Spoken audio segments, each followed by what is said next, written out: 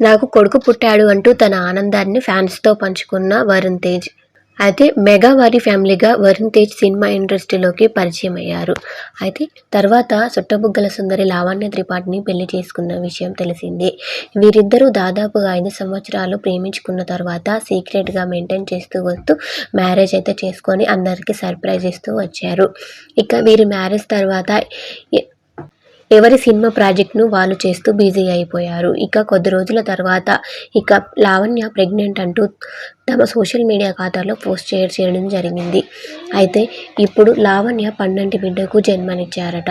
ఇక అదే విషయాన్ని వరుణ్ తేజ్ అయితే తన ఫ్యాన్స్‌తో పంచుకున్నారు.